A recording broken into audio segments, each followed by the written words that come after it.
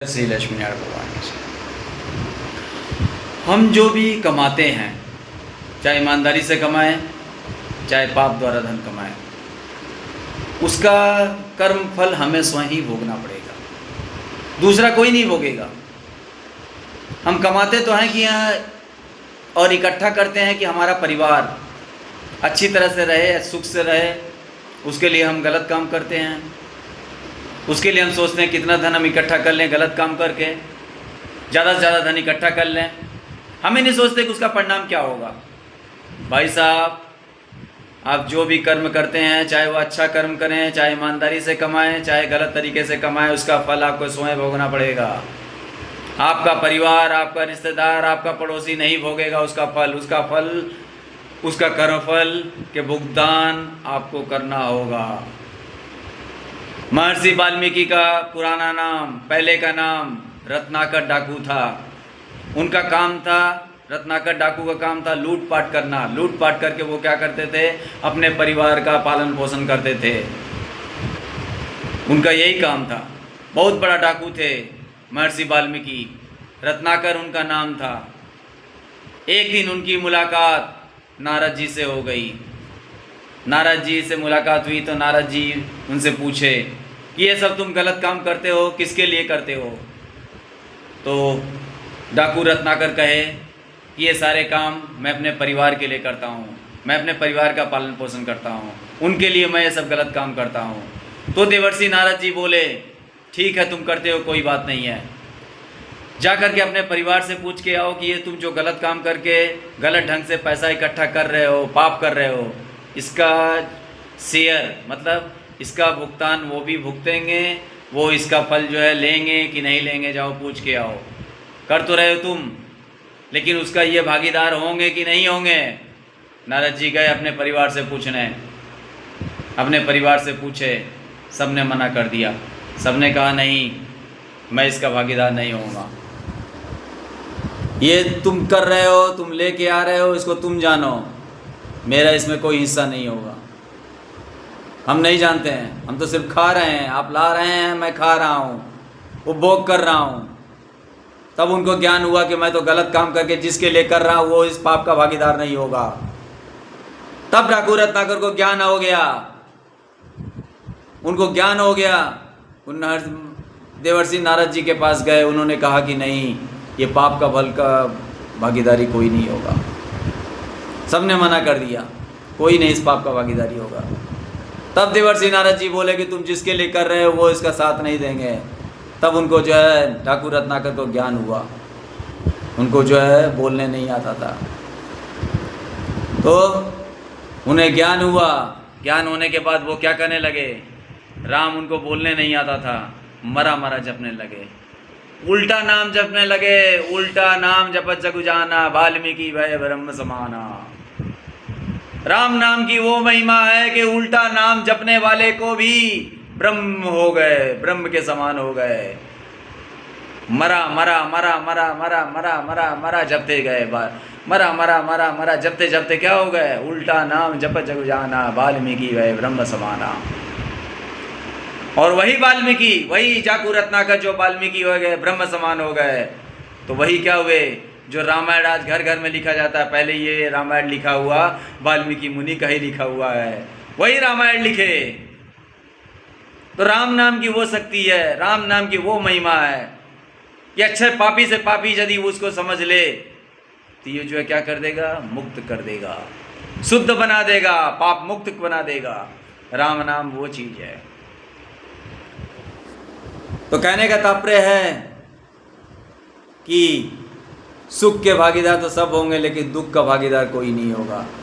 पुण्य में तो सब साथ देंगे, लेकिन हमारा जो पाप है उसका फल हमें स्वयं भोगना पड़ेगा। भाई साहब, इकट्ठा तो आप कर रहे हैं अपने परिवार के लिए, बिल्डिंग बना रहे हैं, जमीन ले रहे हैं, धन इकट्ठा कर रहे हैं, बैंक बैलेंस रख रहे हैं, सारे आप जो जो कर्म कर रहे हैं, चाहे आप अच्छी तरह से करें चाहे बुरे तरह से कर रहे हैं। हर एक मनुष्य करता है। किसके लिए कर रहे हैं? आप अपने परिवार के लिए कर रहे हैं। लेकिन उस आपके साथ तो जाएगा कुछ नहीं, एक दिन का भी आप नहीं ले जा सकते हैं अपने साथ, एक दिन का भी आपके साथ नहीं जाएगा यहाँ से।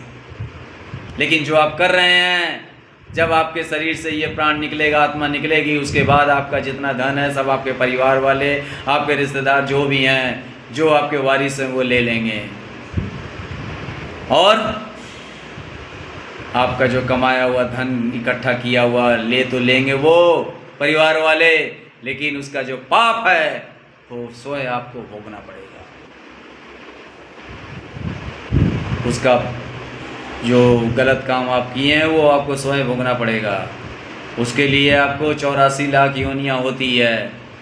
इस 84 लाख योनियों में से 83,99,999 योनियों में से अलग अलग है। सांप बनना पड़ेगा, बिच्छू बनना पड़ेगा, कुत्ता बनना पड़ेगा, मगरमच्छ बनना पड़ेगा, कौआ बनना पड़ेगा, पक्षी बनना पड़ेगा, कबूतर बनना पड़ेगा, केचुआ बनना पड़ेगा, छिपकली बनना पड़ेगा। बहुत सारी योनियाँ हैं। सब कुछ आपको बनते बनते बनते बनते बनते बनते कभी परमात्मा की कृपा होगी कि नहीं, ये बहुत भोग चुका है। परमात्मा की कभी कृपा होगी 83,99,999 तो मात्र योनि है। हर एक योनि में अलग अलग वर्ष होता, आयु होता है।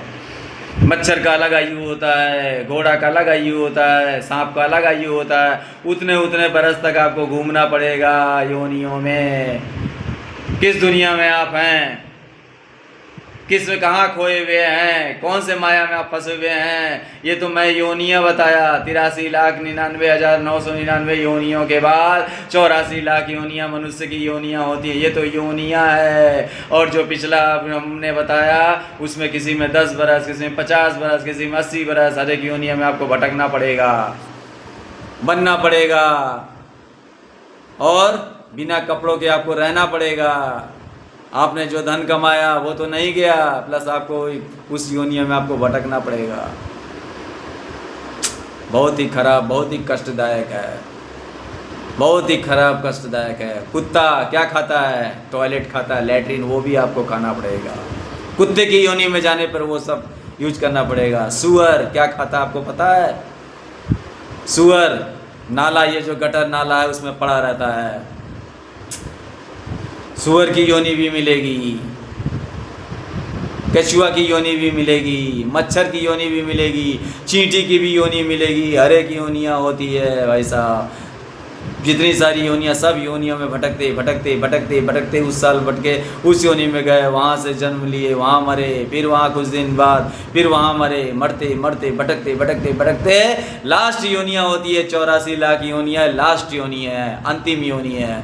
अब ये आपके ऊपर में है कि इस योनि में या तो आप अपना उद्धार करें, या तो आप अपना उद्धार करें, या फिर उसी 84 लाख योनि में नंबर लगा लें। इतना आसान नहीं है कि आप उद्धार हो जाए। ये उद्धार इतना आसान नहीं है।